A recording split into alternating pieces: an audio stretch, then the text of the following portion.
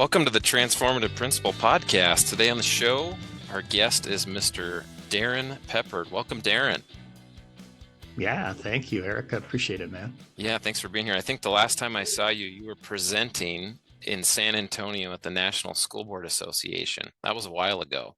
Oh, yeah, that's So right. Yeah, I forgot that you were there for that one. Yeah, there, that was like 2019, I think. Yeah. there weren't a lot of Wyomingites there. So when I saw you, I think you were with Yeah. Jostens, who you're now in the Jostens Hall of Fame, right? Recently inducted. Yeah. Yeah. I was inducted in actually in 2019. And so I think it was 2018 maybe when we were there for, I want to say that was National School Board Conference maybe. Yep. And I was working with Mike Wolf from Jostens, and we had an opportunity to just talk about school culture and climate, something that I'm super passionate about. And, anytime you have an opportunity to go spend some time in San Antonio, man, you don't pass that up either. That's right. That's right. Yeah. So Darrin's got quite the background in education. You've been a principal, a teacher, superintendent, author, now a publisher, a podcaster. Your show is called Lean Into Leadership, right? Your podcast. Yeah, leaning into leadership. Leaning into leadership. Yep. And so when I was thinking about who'd be a good guest to talk about some school culture, you're the man. I remember when I got your book, Road to Awesome, and I've got to hear you speak before. You're really a guy who's passionate about it, knows a lot about it, and really now stepping out of the superintendency and coming up with all this great leadership. You've got the books, you've got your speaking, you're doing I believe like some coaching, right? Working with some districts. Yeah. So really excited to have you on the show today. And what I wanted to start with, Darrin, how did you start the road to awesome? Where does it start? Yeah. It goes back to really when I transitioned from being a classroom teacher to being a school administrator. And when I was a classroom teacher, I taught at the middle school level, I taught at the high school level. I was a head basketball coach, head tennis coach. And, I just knew that the next step for me was to step into administration. And I wanted to come back to my home state of Wyoming, and had the opportunity to do that, and stepped into this first assistant principal role. And I was in charge of discipline and attendance. And, it's kind of that, usual gateway, job to get into school leadership, is you got to do the discipline and attendance stuff. And in that first year, we had a really toxic culture in our school, and I don't think anybody realized it. I really don't. But there was this thing in my mind, and I'm sure you've gone through it too, and other leaders have as well.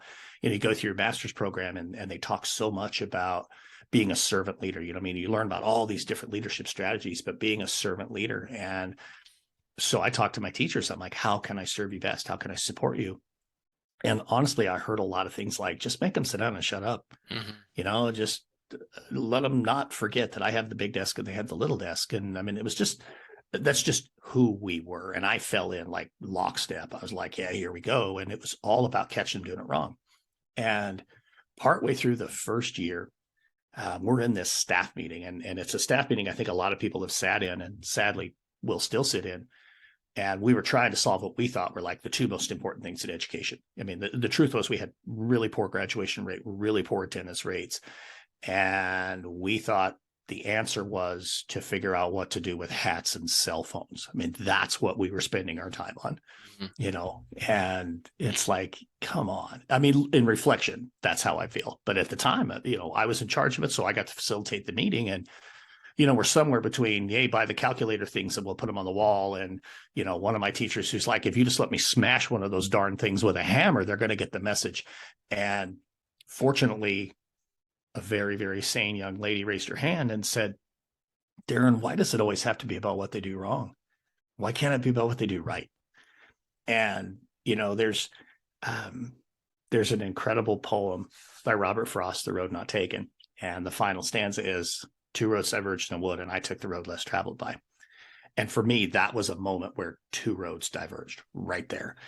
And in reflection, I could have stayed on that road that was the easy path, let's just keep catching them doing it wrong. Let's just keep hammering them. I mean, gosh, Eric, we had a phrase for it as a leadership team. Our phrase was, I'm going to ding that kid, or I'm going to ding that teacher. I mean, we didn't just look for kids doing things wrong. We were looking for adults doing things wrong. Or I could take the other road. And that's the road that certainly was less traveled. And that's, let's focus on the things they do right. And that didn't mean that there weren't still consequences for fighting or drinking or those kinds of things, but we were shining the spotlight on that stuff. I mean, like, we had a fight like every week, at least, in our school. And it was always right in front of the main office because that's where everybody was watching.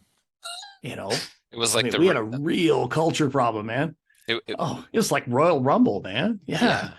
And when we started focusing more on the positives, that's where the road to awesome really started for me. And it started with, we got to change our culture. Yeah.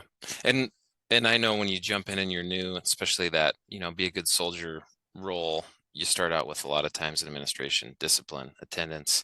Yeah. I don't remember, and I still, we all still deal with that a little bit. It's not fun. I mean, I never wake up and say, I hope I can have, this many kids in the office in trouble or catch this many kids doing that. Right. So how did we get to that point? Like, do some people find joy in that? I didn't find joy in that. I don't. No. I think sometimes we just get caught up in believing that's what the job is. And I think as adults, sometimes, especially when we work with kids like we do in education, we get this unintentional power trip, like, well, we're the grownups. We know what's right for them. We know what's best for them. And I think that's kind of where we was, and for whatever reason, the go-to strategy tends to be punishment will gain compliance. Mm-hmm. And I mean, man, we're not about compliance. We shouldn't be. I mean, I'm not saying we shouldn't like comply with all rules and regs, and I'm not arguing that. What I'm saying is, if all we want to do is push for people being compliant, we're never going to get innovation. We're never going to get change. We're never going to get things that are positive and improve the lives of our kids. And that's what we're supposed to be about. But yeah, I think that's just a common, I don't know, default mode that so many of us fall into when we step into those leadership roles for the first time. And some of it, I think, is that we just get caught up in what are the tasks? What are the things that are on the job description? Yep. As opposed to, hey, I'm a leader now, and I need to focus on people first, as opposed to focusing on tasks. Yeah. Yep. So you had that moment in that staff meeting, and you took the road that wasn't, I'm gonna catch this many hats and enforce the dress code harder, right? Like I'm gonna go the other way. But how do you what's the first step or first couple steps if you think, man, our school really has a culture problem like that and we want to make a change? What do you start with? And you start with understanding where your circle of influence is. And you start to understand what it is that you can control and what you can't. When we start to focusing on the things that we can control and let go of the things we can't, all of a sudden we start to realize where we can really have impact. And I think for me, one of the things that I discovered was I had very little control. Like, the number one thing I have control over actually is myself. And if I want to change the culture in my school, I should probably start by changing how I lead it. So instead of, in the morning, I actually was the guy, like when I would get to school in the morning, hey, I can have 5 kids before the day even starts, whatever, I knew exactly where to go hide. Seriously, I knew exactly where to go. I would blow across the arena, on the balcony at Tiger Arena, and cut through the pool because I knew I could catch some kids smoking, or I knew I could catch some kids doing this or doing that. And the beginning of the day, we had our special needs adaptive PE class was in Tiger Arena. And one of the kids, Thomas, was always, hey, Peppard, come play basketball with me. No, too busy. I got to go catch these 4 kids. We had 1,200 kids, but I'm going to focus on 4. Yeah. Instead, I started saying, you know what? I can control how I show up every day. And one of the ways I could show up is to show up and be a positive role model. I can show up and be the person that's looking for the positives and reinforcing those positives. And maybe if I do that, other people will start to follow that lead. And it doesn't happen immediately, but instead of blazing across the arena trying to catch the kids doing things wrong, I went to the front doors. And you've been to the front doors of Rock Springs High. I mean, that's 95% of the people come in that front door, kids and adults. All the buses drop off right there. I know they've done some changes since I left there, but like everybody came in the front door. So why shouldn't I be the person at the front door greeting our kids every single day, calling them by name, talking to them, building relationships with them? Why shouldn't I be the person at the front door greeting my staff as they're coming in the door and saying good morning to them and checking in with them and just simply being available for them? Why shouldn't I be the person at the front door when parents are dropping off kids, waving to parents and saying hi? And, I mean, I just had to figure out how I could show up differently. And before I knew it, I had more people at the front door showing up with me, being out there saying hi to kids. And I had a handful. I mean, we'd have 5, 6, 7 adults every morning showing up at the front door. Hey, yeah, let's just go greet kids. We didn't assign duties there. Let's be clear. That was not an assigned duty station. It was just what we did. And, that all by itself started to change our culture. The second thing we did was we turned it over to our kids. Man, we have this fear that our kids can't lead, that our kids can't make a difference, or we give them trivial little things where they can maybe make an impact. But if we really give kids something meaningful, the odds are they're going to rise up to that challenge. And we created our own group, our Renaissance group of student leaders to focus on the culture of our school. I mean, half the things we thought were wrong, they were wrong, but we didn't know why. The kids told us, well, hey, the problem with everybody skipping third hour isn't what you think it is. Everybody's hungry. We were trying to solve a trash problem by standing at the front door. And as our high school kids, I mean, just think the logic through on this one, Eric. High school kids, 10 minutes till 8, walking in the front door with their coffee and their breakfast bar or whatever they were eating. And the strategy to eliminate trash in the building was making them throw it away as they walked in the door. So high school kids don't get out of bed until like the very last second, all of them. And they come rolling in the door, trying to cram that breakfast in, and we're making them throw it away. Cause, effect. Everybody's they were skipping third hungry period because they were freaking starving. Yeah. So, hey, let's address the problem differently. And I could talk about the trash problem for an hour too, and how we solved that. But we just had to show up differently. And I think that made such a difference for us. Yeah. And what were some meaningful ways you got the student input and help them be a part of that change? The first thing that we did was we asked teachers. Actually, we just asked adults. It wasn't just teachers. It was paras, coaches, you name it.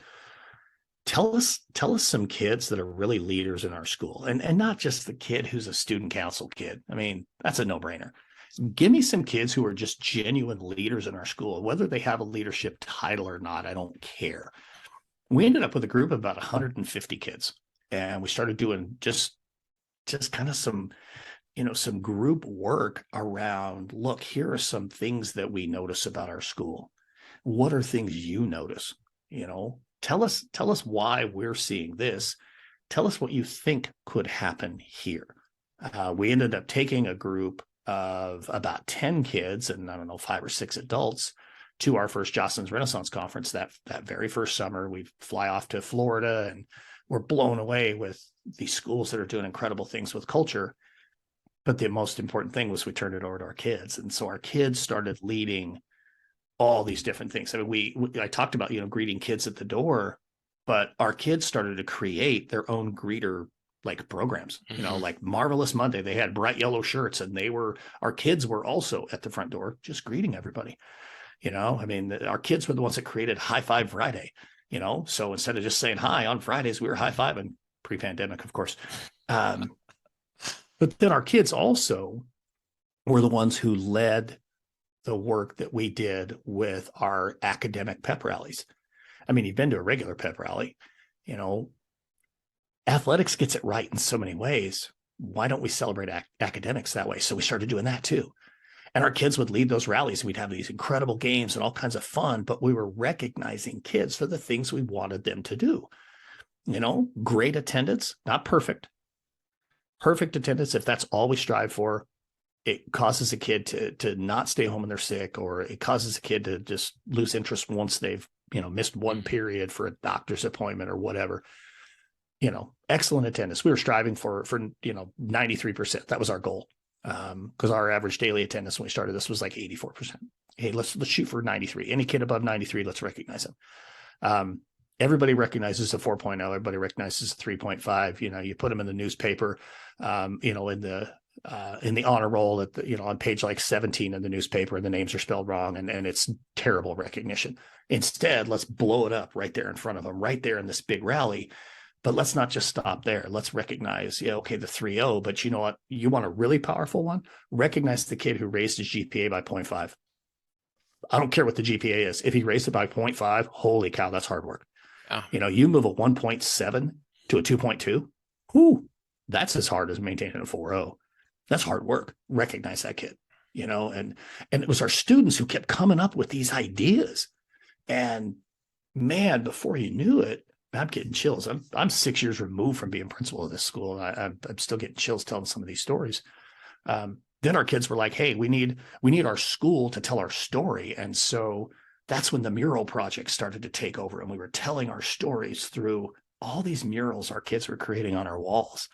And before you knew it, man, all of a sudden, we got the highest grad rates in the history of the school, and we've got incredible attendance rates, and we've got all this national recognition. And gosh, the U.S. Department of Education came and saw us, and they're like, "Man, you're an island of excellence. This is amazing." And it all started because we chose to show up differently.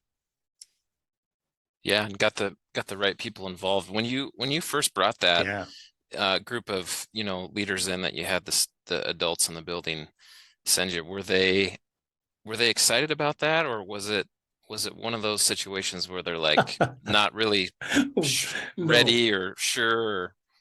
No. Oh my gosh, this is such a great question. Nobody's ever asked me that. No, they weren't. They were like, "What are we doing here?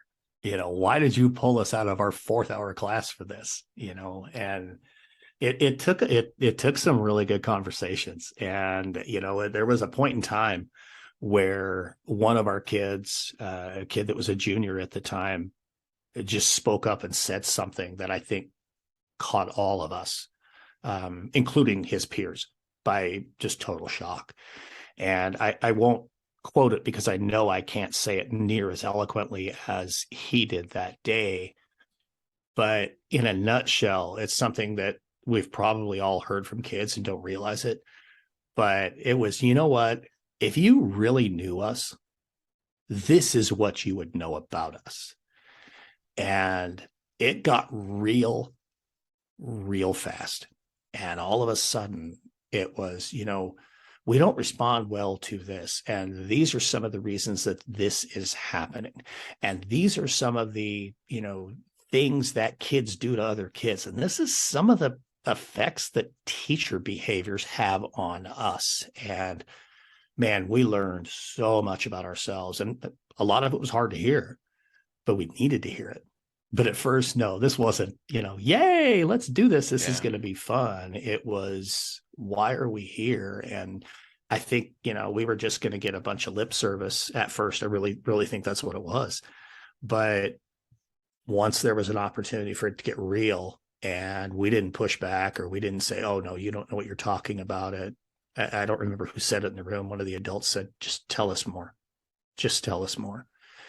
And not all the kids, continued to be a part of it, but there was a really strong core of kids who, look, this is what you need to know about us. And these are the things we're struggling with right now, and this is who we are when we're not at school. And if you only see us as who we are at school, you're missing a big part of the picture. And I mean, that's, to me, my favorite mural in that entire school is right when you come in and you look to the right. It's the silhouette wall, and it's all these different silhouettes of who those kids were when they weren't at school. it's a hockey player, it's a musician, it's a dancer, it's all these different things, a skateboarder. And that's who our kids were when they weren't at school. And man, when our kids were able to really kind of put the armor away and just be honest with us, and we were honest with them and willing to give them the space to be honest, that was maybe one of the most important moments, because all of a sudden it was, hey, we're all on the same team here. It's Yeah. not adults versus kids. It's we're all in this together. Yeah. And kids that know this is my school I come to every day, they want to make it better, just Yeah. like our staff does and you do as the leader. But yeah, I've heard that here in my new school from staff a lot is, we lack some student leadership. And my first thought was, and what I ask now when I hear that is, well, what opportunities do we give them? You let them pick the prom theme. We got to put them in, It's not student leadership. yeah, you got to put them in positions and give them opportunities, and like what Yeah. you're saying, maybe just start with ask them some questions and listen to their answers. Yeah.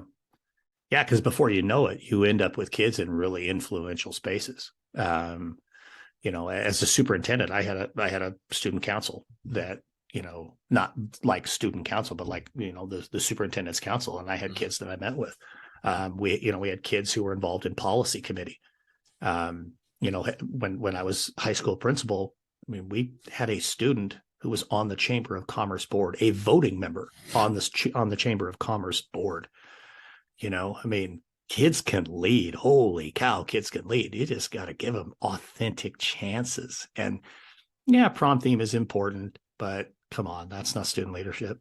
Yeah. Well, I remember reading in your book, Road to Awesome, a lot of the things you miss as a principal. I think you mentioned like that first day of school as a principal, you'll Oh always yeah. miss. But the one you Oh yeah. didn't miss and you didn't elaborate on was school dances, wasn't it? High school dances. Yeah. Yeah, I don't miss high school dances. Every time I say that when I speak, because I identify myself really as a recovering high school principal, and um, I'll tell people, hey, I miss the first day of school, and I miss graduation, and really miss that time in the hallways, just sitting on benches with kids and having conversations. But yeah, I don't miss high school dances. I was away from my family all the time as a high school principal. And, I mean, it was, football games, it was basketball games, it was, speech and debate tournaments. It was, I mean, you name it. And um, I mostly say the high school dances thing tongue in cheek, but I actually love doing prom. I mean, that was the dance I would take every year. And then I would let my assistants split up all the other ones. But yeah, there comes a point in time as a principal where you got to say, you know what, I need to spend time with my family, and the Saturday night until 11 o'clock in the gym is not where I wanted to be. I mean, yes, I wanted to be with my kids, but it was like, okay, that could be the one thing that I'll say I'll step away. But I love prom. I really do. Always had a good time going to the prom. Yeah. Yeah. And we were talking a little bit because you guys are re-releasing the Road to Awesome book. This Yeah. idea of being the champion of your school. So it sounds like, that first change, being at the door, greeting kids, trying to control yourself in the building is, that's what I control as a principal. I'm gonna make this change. But tell me more about what's that mean, being the Yeah. champion of your school?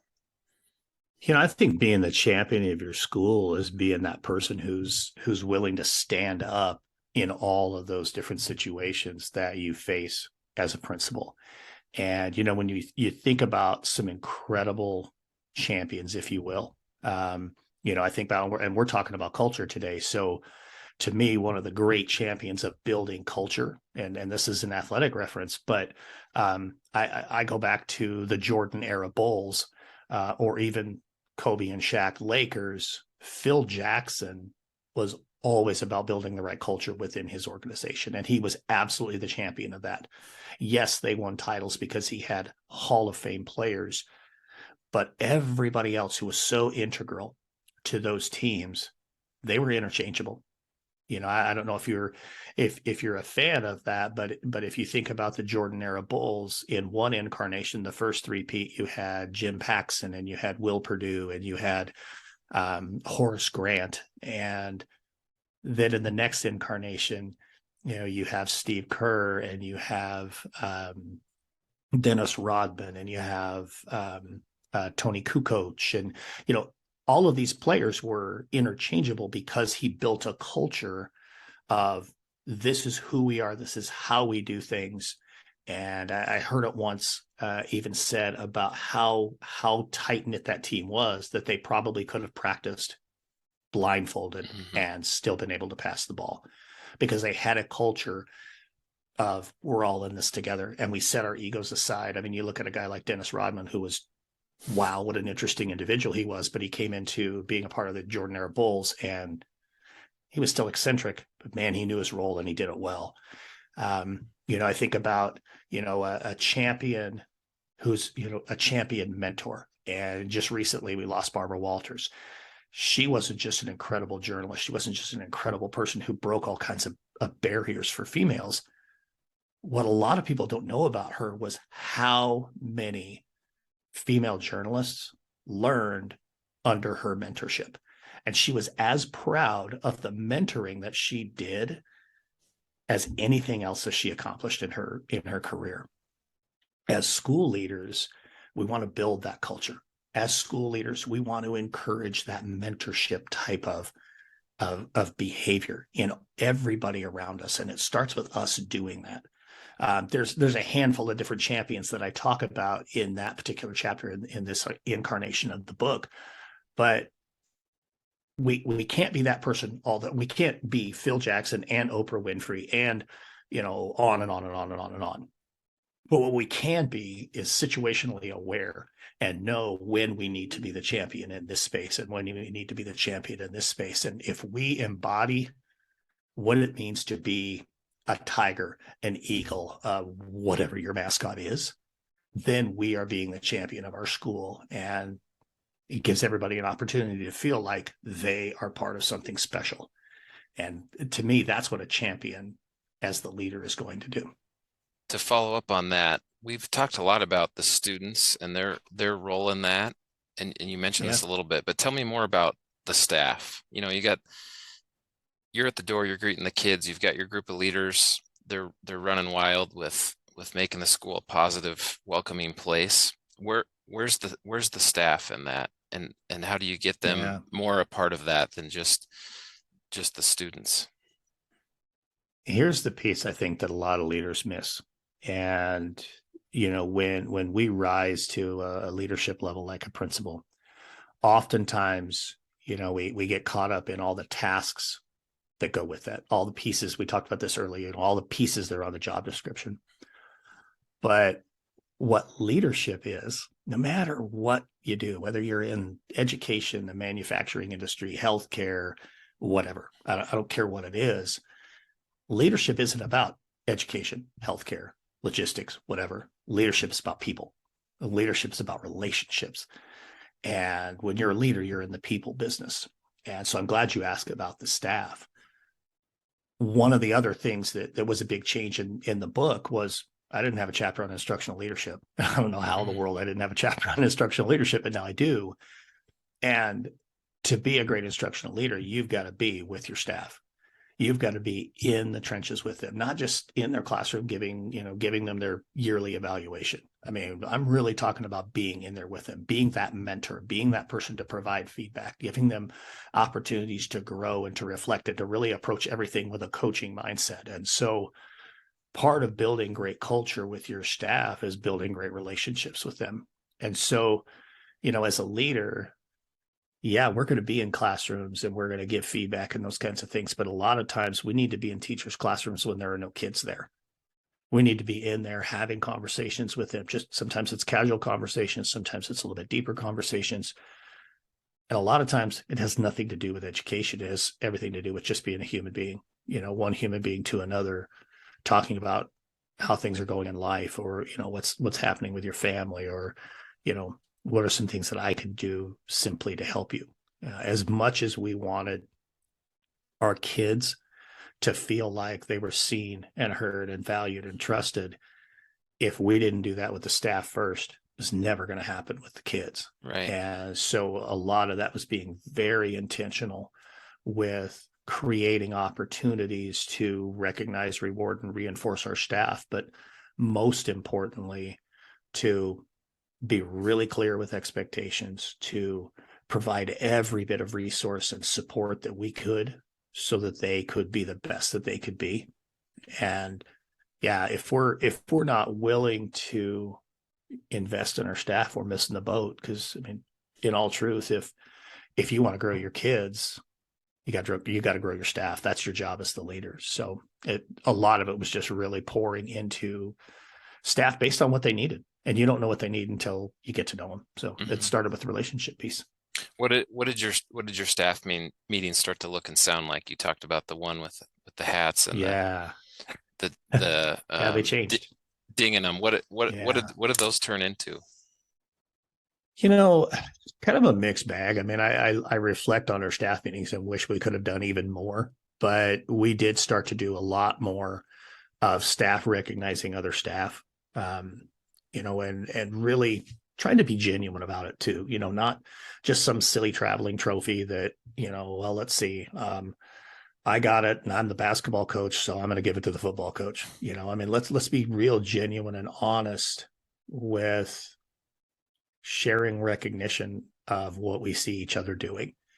So that started to happen a little bit more frequently because we just weren't doing that as often. I think another thing too was just understanding that the purpose behind staff meetings shouldn't be just having a meeting to meet. If there are ways for us to disseminate information, I mean, we created a weekly newsletter, pretty common thing, but for us, it wasn't common sense at the time. But let's just start sharing a lot of the information that needs to go out through a newsletter. Let's have staff meetings where we're going to genuinely focus on professional growth. If there's something that one of our staff members is doing and doing well, let's allow them the space to share that with each other. We started to move away from, and not just in staff meetings, but in professional development days, from just pure sit and get, or, let's always bring in an outside expert. I mean, it's great to bring outside experts in, but sometimes the best professional development is from the teacher right next door. And I mean, this was when ed camps were just starting to really get started. And so we started having ed camp. Let's talk about a few topics you want to focus on. Let's use the expertise that's in our building, and let's let you learn from each other. And, to me, that was work that really transformed how we met and how we came together, and honestly, kind of how we viewed each other. Instead of a bunch of independent contractors that were just bound simply by a hallway, we kind of became a staff. We really started to rely on each other. Some of our PLCs were better than others. I mean, I'm not going to pretend that we were perfect. We had some PLCs that still struggled a little bit to function, but changing the focus on, focusing on what really mattered, as opposed to, this is what staff meetings have always been like. I think that made a big difference. Yeah, the goal I always have, and it's not easy to do, is teachers look forward to those meetings. Yeah. Because if it's Eric or the principal, well, we're gonna lecture and I'm gonna talk about the upcoming schedule. Nobody looks forward to that. Nobody wants to be in those. They should be fun. You should get something out of it. Should be. Then it goes against everything you want them doing in the classroom, right? Yeah. Let's not model what we don't want. Let's not lecture for 45 minutes. We started to do some fun things too, where, I mean, just, you get into those times of the year where things just got a little bit monotonous, and it's like, hey, this week at our staff meeting, we will also be running it conjunctionally with the mac and cheese cook-off. So if you feel like you got a great mac and cheese recipe, you bring it, and we're going to vote, and there'll be prizes. And, they'd have fun with that. It wasn't always mac and cheese. I mean, we did a lot of different things, but the mac and cheese cook-off will always stand out. For a handful of reasons, but that one was really well received. They loved it. It was fun. It's a great idea. Well, Darrin, tell the listeners what's the best way to get in touch with you if they have questions or want to hear more from you. Yeah, absolutely. Best way to get in touch with me is to just go to the website, which is roadtoawesome.net. And when you go to the website, the first thing that's going to pop up is, hey, click here to sign up for our newsletter. Do that. Get on the email list, because then you're going to hear, you're going to get all kinds of notification on, our content and some of the work that we're doing. Our weekly newsletter will include links to that week's podcast, that week's blog, the featured author from Road to Awesome from that particular week, that kind of thing. But yeah, if you go to the website, that's a great way to get to us. Hit the contact us button instead of trying to write down my big long email address. And if you're a social media person and that's how you'd rather get in touch with me, I'm Darrin M. Peppard on basically every platform. And it's Darrin. That is correct. Right? Yeah. I always Yep. spell that wrong. And we'll have a link to those Yeah. in the show notes, Darrin. And then what Perfect. we like to end with, and this might be hard for you to narrow it down to one, but what's one way a principal this week can be a more transformative leader like you? I think it's interesting. You told me you were going to ask me this question. I had an answer in my head. Now it's different. I would tell you that the number one thing that you can do, like when you go in tomorrow, or if you're listening on your way to work now, you could do this today. Make a very simple list of what really matters to you. What do you really care about? What's really going to make an impact for you as a leader? And then go look for that. Go live that out loud. Put it on your calendar. Like if the things that matter to you as a leader are giving quality feedback to teachers, spending time with your students, then put it on the calendar. Like, be intentional about the things that matter to you. Because what happens, Eric, is when you are intentional about what matters to you, people start to notice that. And then, when I ask the question of you, Eric, what matters to you, and you tell me, and then I go out in the hallways and I ask your staff and I ask your kids and I ask the parents, they tell me something real similar, because you're living your values out loud. That's just a great place to start, because if you don't have clarity on what matters to you, nobody has clarity on anything. As the leader, you've got to be clear about what you believe in and what matters. That's great. Well, thank you, Darrin. Really appreciate you coming on the show today and sharing some wisdom. Yeah, absolutely. Yeah, thanks for having me on, man. I appreciate it. You're welcome.